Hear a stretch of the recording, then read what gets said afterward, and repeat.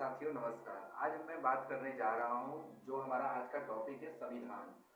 संविधान किसी देश के लिए, किसी व्यक्ति के लिए क्यों जरूरी होता है वो आज हम जानेंगे। और साथियों हमारा जो संविधान है वो विश्व का, दुनिया का सबसे बड़ा संविधान है लिखित तौर पर। और हमारा संविधान जैसे कहते हैं ना कि हम कहीं एक जगह से हम संविधान बनकर नहीं, हमारा संविधान नहीं बना है। हमारा संविधान जगह जगह के संविधानों से लेकर आज हमारा संविधान एक गठित हुआ है। और मैं फिर नमन करना चाहता हूं उन लोगों को जिन्होंने हमें इतना महान किताब, इतना महान रूल जो हमारे देश को दिया, जिसे हम भारतीय संविधान के नाम से भी जानते हैं मेरे दोस्तों। और आज हम जानेंगे कि हमारे देश का, हम डे बाय डे आपको वीडियो पर डे बनाते रहेंगे। आज हम भाग 1 का जो अनुच्छेद 1 है, भाग 1 में जो आपका आता है 1 से 4 नंबर तक आता है, 1 से 4 तक अनुच्छेद आता है। इसमें आपका अनुच्छेद 1 आज हम क्लियर करेंगे। मैं उम्मीद करूंगा कि आप लोग मेरे वीडियो को, आप लोग मेरे टीचिंग को सराहेंगे और इसको लाइक करेंगे। तो मैं स्टार्ट करता हूं। तो हमारे देश के संविधान जो निर्माता है, मैं फिर उनको एक बार सलाम करना चाहता हूं। और मैं इस सैर से स्टार्ट करना चाहता हूं कि संविधान उसे कहते हैं कि तुम्हारे हर एक दर्द का मुकम्मल में इलाज हो, कभी वक्त मिले तो मुझे पढ़े, मैं ही भारत का संविधान हूं, मैं ही भारत का संविधान हूं। तो साथियों जो हमारा भाग 1 है, संघ एवं उसका राज्य क्षेत्र, संघ एवं उसका राज्य क्षेत्र, संघ एवं हमारा उसका राज्य क्षेत्र के बारे में पता करेंगे कि जब हमारा देश आजाद हुआ 15 अगस्त 1947 के बाद हमारा जो देश बिखर गया, पाकिस्तान अलग हुआ। उससे पहले चोट्टा, वो अंग्रेजवा छिलन मुर्गवा, वो अलग कर दिया था, वो जो हमारा अफगानिस्तान को अलग कर दिया था। उसके बाद वो हमारे म्यांमार जैसे म्यांमार के भाग को अलग कर दिया था।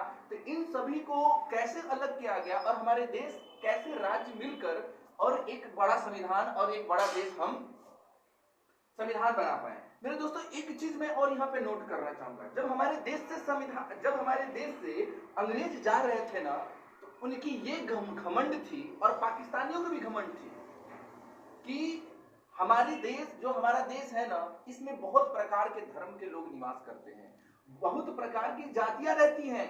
यही तो हमारे देश की क्वालिटी है, यही तो हमारे देश की क्वालिटी है। अरे जी हमारे देश की क्वालिटी यही तो है। उन्होंने ये दावा किया हुआ था कि जब हमारा देश आजाद हो जाएगा तो यह एक राष्ट्र नहीं बन पाएगा। लेकिन उनके मुंह पर हम 10 दिन का पहना हुआ सड़ा जूता, मोजा सुंघा सुंघा कर मारे और उनको दिखा दिए कि हमारा देश एक राष्ट्र के तौर पर विश्व पे आज राज करने की तरफ बढ़ रहा है। अब मेरे दोस्तों अब मैं चलता हूं, बात को इधर थोड़ा सा क्लोज करता हूं, अब संविधान के इस पे चलता हूं कि हमारा देश क्या है और अनुच्छेद पहला जानते हैं। तो हमने भाग देख लिया, इसमें टोटल 22 भाग है।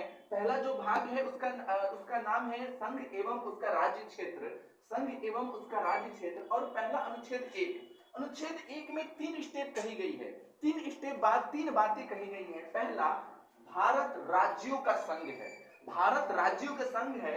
आपने एक नोट किया होगा कि मैंने यहाँ पे यूनियन भी लिखा है, इसको मैं बखूबी समझाऊंगा कि मैं यूनियन यहाँ पे क्यों लिखा हूं। दूसरी बात, राज्यों को पहले अनुसूची में रखा गया है, ये चीज भी आपको मैं क्लियर करूंगा।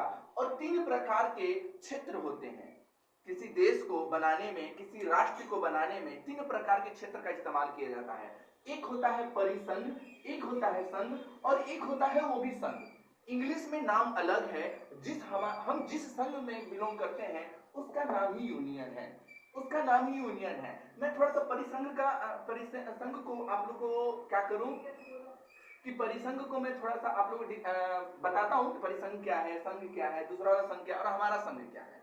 परिसंघ वो है मेरे दोस्तों कि एक ऐसा देश जो उसके राष्ट्र थोड़े थोड़े अपने शक्तियां अपने केंद्र को देकर और एक देश का निर्माण करती है। एक ऐसा देश जो उसके राष्ट्र, उसके राज्य अपने केंद्र सरकार को, केंद्र की शक्तियों को थोड़ा थोड़ा शक्ति देकर एक देश का, एक राष्ट्र का निर्माण करती हैं, उसे हम कहते हैं परिसंघ। इसका मतलब ये हुआ कि जो थोड़ा थोड़ा अगर अपनी शक्तियां देकर, थोड़ी थोड़ी शक्तियां देकर अगर वो किसी देश का निर्माण कर रहा है तो इजली भाई वो है कि अगर ये देश है, थोड़ी थोड़ी शक्तियां ये सब दे दिए तो एक देश बन गया, तो जितना थोड़ा होगा उतना जल्दी ये टूटेंगे। यानी कहने का हमारा अभिप्राय यह है कि ये टूट बहुत जल्दी जाएगा, टूट ये बहुत जल्दी जाएगा। इससे थोड़ा सा हार्ड होता है ये संघ। दूसरा नंबर संघ। संघ ये क्या होता है कि यहाँ पे राज्य थोड़ी थोड़ी शक्तियां देकर एक देश बनाते हैं। राज्य थोड़े थोड़े शक्तियां देकर एक देश बनाते हैं और एक एग्रीमेंट पे साइन करते हैं कि हमारा ही रूल चलेगा, हमारा ही रूल चलेगा। इसके बहुत सारे उदाहरण हैं, आप एनसीईआरटी 12 का भी पढ़ेंगे जिसमें बहुत सारे आपको उदाहरण मिलेंगे। अब अगर आप लोग अच्छे कमेंट आए तो मैं, आप लोग की कृपा रही, भगवान जी की कृपा रही, ईश्वर अल्लाह सबकी कृपा रही, तो मैं एनसीईआरटी भी बहुत जल्दी स्टार्ट कर दूंगा मेरे दोस्तों। और मेरी वीडियो है, मैं थोड़ा सा हिचकिचा रहा हूं, इस पे मत जाइएगा, कमेंट में जरूर ये मुझे बताइए कि मेरी पढ़ाने की तरीका क्या है और मैं क्या सुधार कर सकता हूं। मैं उम्मीद करूंगा कि आप लोग मेरे भावनाओं को समझ रहे होंगे। मैं अभी इस समय बहुत ज्यादा क्या ही बताऊं। दूसरा मैं आता हूं अपने यूनियन। भाई हमारा देश का नाम ही भारत है, हमारे देश का नाम ही भारत है। विदेशी पहले आए मुगल, विदेशी आए पहले मुगल, उसके बाद ये छिलल मुर्गा अंग्रेजवा सब।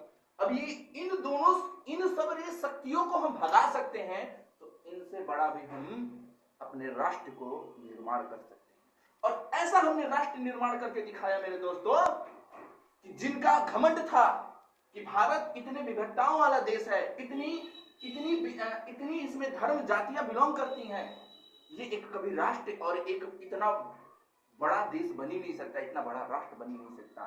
तो इनके मुंह पर हमने जूता मारने का काम किया और इतना बड़ा राष्ट्र हम बनाकर दिखा दिए जिसमें हम एकता भावना सबका हम समान करके आज हमारा देश आगे की तरफ उन्नति की तरफ बढ़ रहा है। तो संघ वो होता है जिसमें एक देश होता है, उसके देश में जो केंद्र की सरकार होती है उसके पास संप्रभुता होता है, उसके पास संप्रभुता होता है।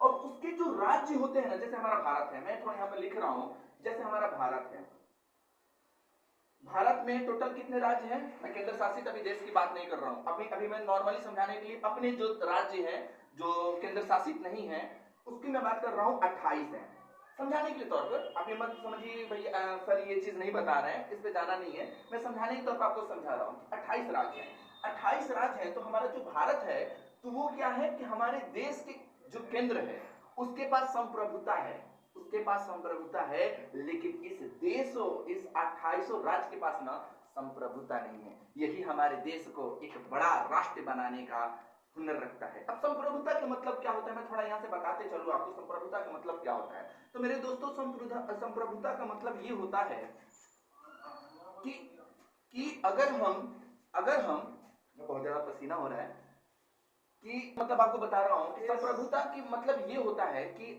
केंद्र की सरकार, जो केंद्र में सरकार राज्य कर रही है मेरे दोस्तों, उसके पास अपनी आंतरिक मामले में और अपने बाह्य मामले में डिसीजन लेने का ना एकदम स्वतंत्र अधिकार होता है, स्वतंत्र अधिकार होता है। और वो क्या कर सकती है, वो अपनी बगैर किसी के दबाव पर अपनी आंतरिक मामले में और अपने बाह्य मामले, बाह्य मतलब समझ रहे हैं, मतलब बाहरी अंतरराष्ट्रीय लेवल पर, वर्ल्ड लेवल पर अगर कोई डिसीजन लेना होगा तो वो हमारा कौन ले लेगा, केंद्र सरकार ले सकती है। और अपने देश के अंदर भी अगर कोई डिसीजन लेना होगा तो हमारे केंद्र सरकार ले सकती है बगैर किसी के दबाव पर। तो ये समझ लेते हैं। तो वही हमारे जो केंद्र के पास क्या होता है, संप्रभुता होती है, और राज्यों के पास संप्रभुता नहीं होती है, जिस कारण से ये 28 के 28 राज्य किसी के पास पावर नहीं है कि कह देंगे कि भारत हम तुमसे बिछड़ के जा रहे थे। मैं आपको बताऊंगा कि जब हमारा देश आजाद हो रहा था तो 3 लोगों ने नौटंकी किया था, एक कश्मीर के थे, एक जूनागढ़ के थे, एक हैदराबाद के थे। लेकिन हमारे देश के प्रथम गृह मंत्री, मैं बार बार उनके चरणों को नमन करता हूं कि ऐसे देश को संप्रभुता वाला हमारा देश बनाने के लिए, ऐसा विशाल राष्ट्र बनाने के लिए उनका जो योगदान है, उनके चरणों को मैं बार बार नमन करता हूं, जिनका नाम है, आप लोग भी सोचकर कमेंट में इसको बताएं कि उनका नाम क्या था। हमारे देश के प्रथम गृह मंत्री जिन्होंने हैदराबाद, कश्मीर और जूनागढ़ जैसे क्षेत्रों को हमारे भारत से जाने नहीं दिया, हमारे भारत में जोड़ कर रखा। आई थिंक आप लोगों में ये चीज क्लियर हो गया होगा।